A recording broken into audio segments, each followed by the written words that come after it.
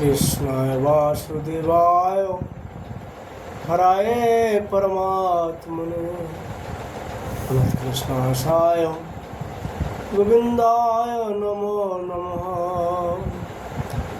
नमो पंकजनाभय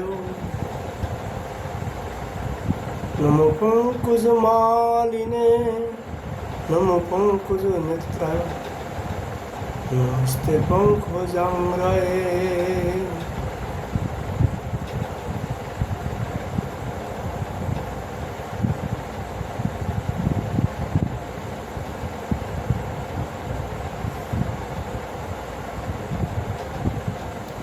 আপনি শ্রীকৃষ্ণ বাসুদেব দেবকী নন্দন নন্দগোপের আদরের দুলাল, আপনাকে বারবার প্রণাম।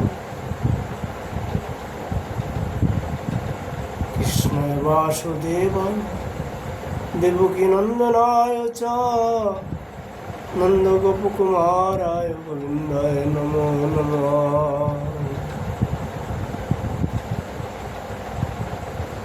ব্রহ্মার উদ্গম স্থান কমল, যার নাভি হতে প্রকাটিত সুন্দর কমল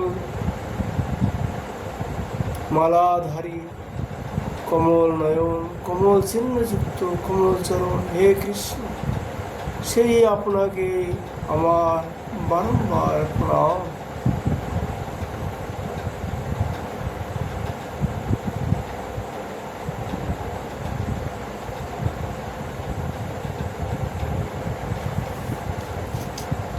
কুন্তি দেবী ভগবান শ্রীকৃষ্ণের নিকট প্রার্থনা করছেন,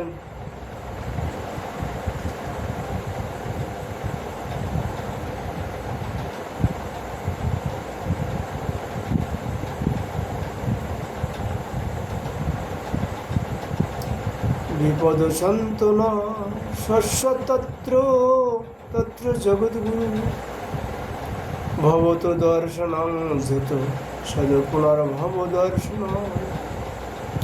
হে জগৎগুরু, আমাদের জীবনে পদে পদে বিপদ আসুক, কারণ বিপদের মধ্যে নিশ্চিতভাবে আপনার দর্শন লাভ হয়, এবং আপনার দর্শন লাভ হলে আর জন্ম মৃত্যুর চক্রে পড়তে হয় না।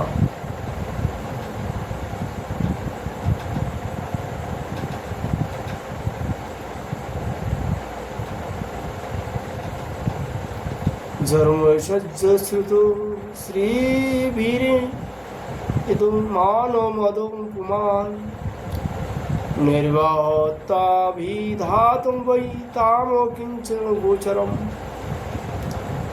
উচ্চকুলে জনম ঐশ্বর্য বিদ্যা ও সৌভাগ্য গর্বে গর্বিত পুরুষ তো আপনার নাম উচ্চারণ করতে পারে না, কারণ আপনি তো শুধু অকিঞ্চনদেরই দর্শন দান করেন।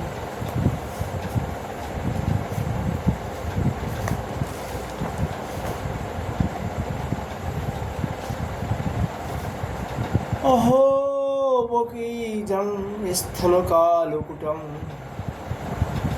জিগং ছায়াপায়োদপ্য সাধি লেবে গতিং ধাক্রুশিতং ততন্নং কং বা দয়নু শরণং ব্রজম।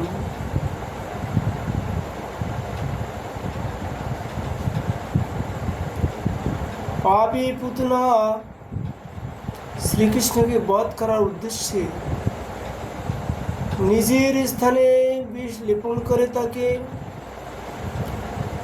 স্তন্যপান করেছিলেন, তাকেও ভগবান শ্রীকৃষ্ণ সেই পরম গতি প্রদান করেছিলেন যা নাকি ধাত্রীরই প্রাপ্য। সেই শ্রীকৃষ্ণ ব্যতীত আর কার কাছে কৃপাময় বলে আমরা শরণ গ্রহণ করব?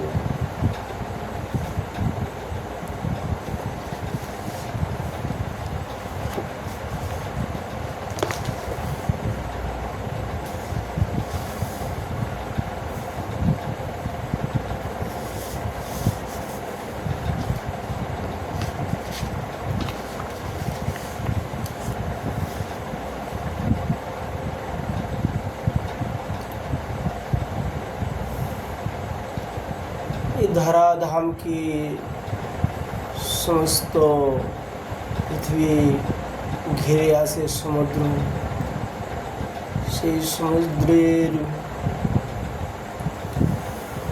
ঘেরার মধ্যে যে পৃথিবী আছে, এটা একমাত্র একজন রাজা ছিলেন, তার নাম ছিল চিত্রকেতু রাজা। তার পত্নী 1 কোটি ছিল। তিনি সমস্ত রাজপাট পত্নীদেরকে ত্যাগ করে যমুনার তটে ভোজন করেছিলেন এই বৃন্দাবনে। এখানে এই বৃন্দাবনে, এই মধুপুরীতে সত্যযুগে ধ্রুব তপস্যা করেছিলেন, তিনিও ঈশ্বরকে প্রাপ্তি করেছিলেন এই বৃন্দাবনে। আর চিত্রকেতু রাজা, তিনি এই বৃন্দাবনেই তপস্যা করে ঈশ্বরকে প্রাপ্ত হয়েছিলেন। কারণ এই বৃন্দাবন ধামে নিত্য বিরাজমান শ্রী রাধা মদন মোহন आज नहीं,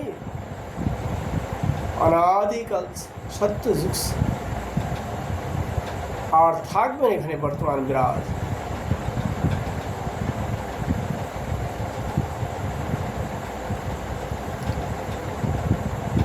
সেই চিত্রকেতু রাজা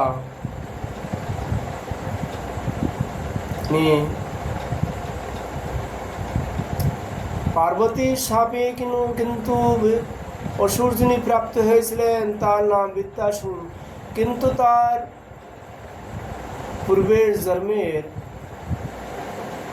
স্মৃতি ভুলেননি। তিনি কিছু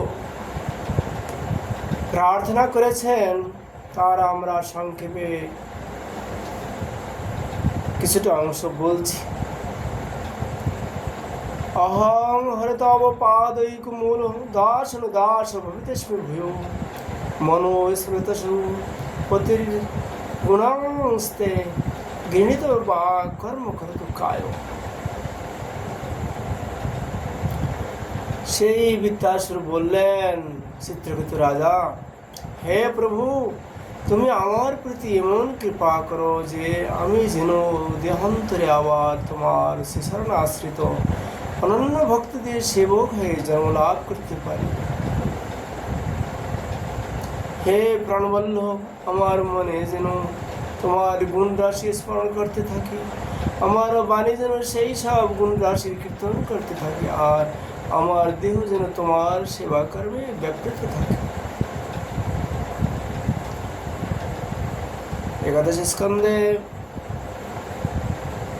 6ষ্ঠ স্কন্ধে 11 অধ্যায় 25 শ্লোকে বললেন, ন নাগবিষ্টং ন সপরমিষ্টং ন সার্বভৌমং ন রসাধিপত্যম ন যুগে সিদ্ধির পুনর্ভবং বাহ সমাঞ্জস তুয়া বিরহজ্য কাঙ্ক্ষে। হে সর্বসৌভাগ্য নিদে, আমি তোমাকে ছেড়ে স্বর্গলোক, ব্রহ্মপদ, পৃথিবীর অধিপত্য, রসাতলের প্রভুত্ব, যোগলভ্য হিমাদি অষ্টসিদ্ধি, এমনকি মোক্ষ চাই না। 26 শ্লোকে বললেন, অজাত পক্ষ এব মাতরং খগা স্থানং যথা বশ্যতরা ক্ষুধার্তা প্রিয়ং প্রিয়ব ভূষিতাং বিষণ্ণা মনোরো বিন্দক্ষ দিদিক্ষতে ত্বম। অজাত পক্ষে শাবক যেমন ক্ষুধায় কাতর হয়ে মায়ের আগুনে প্রতীক্ষা করে, ক্ষুধার্ত গোবর্ষগণ যেমন মায়ের স্থানীয় পানের জন্য প্রতীক্ষা করে, এবং বিরহিণী পত্নী যেমন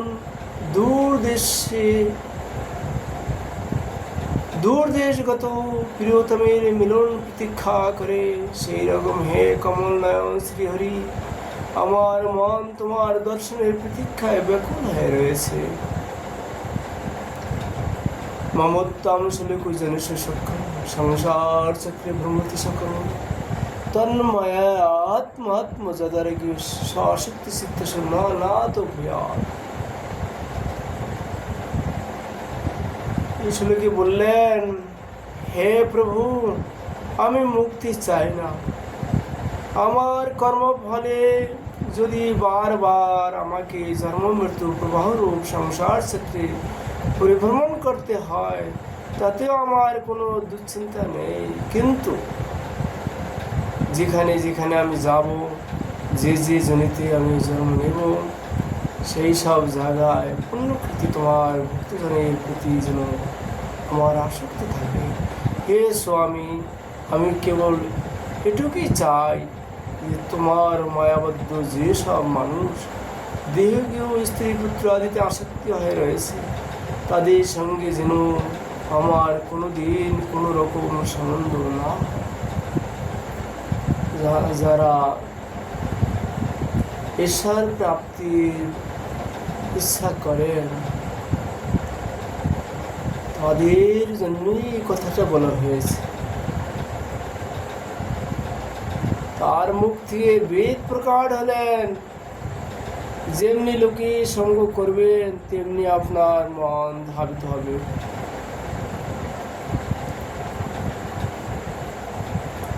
স্ত্রী পুত্র আদি প্রয়োজনের আসক্তি জীবের সঙ্গ করলে সে ঈশ্বর প্রাপ্তির বাধা হয়ে যাবে।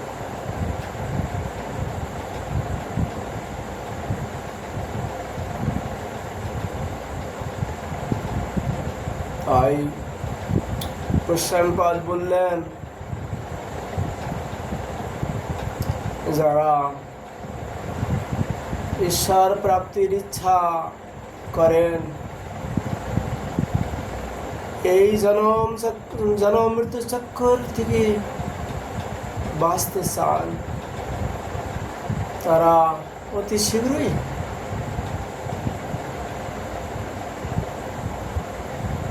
এই দুঃখময় সংসার ছেড়ে ভগবত ধাম, সর্বোপরি ধাম বৃন্দাবন ব্রজ মে চলে আসুন। এখানে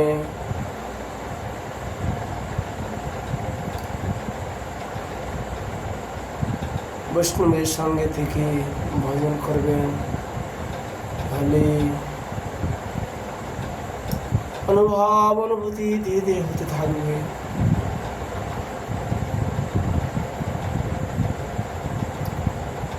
আজকের আমাদের ভাগবতের মাধ্যম থেকে যৎকিঞ্চিৎ রাধা মাধবের চরণে আমরা প্রার্থনা জানাচ্ছিলাম, সে প্রার্থনা আজ এখানে বিশ্রাম করছি।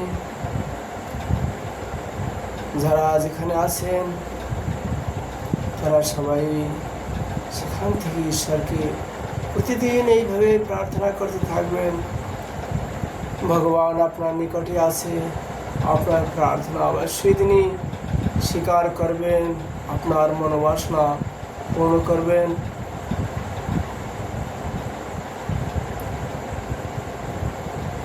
যদি ব্রজবাস যারা না করতে পারেন, তারা কমসে কম প্রতি বছর একবার এসে ব্রজে 84 কোষ পরিক্রমা এবং ব্রজ দর্শন, রাধাকুণ্ড স্নান, কৃষ্ণকুণ্ড স্নান,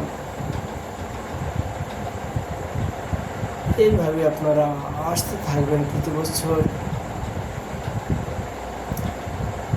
একদিন অবশ্যই রাধা মাধবকা আপনাদের উপরেও কৃপা হবে।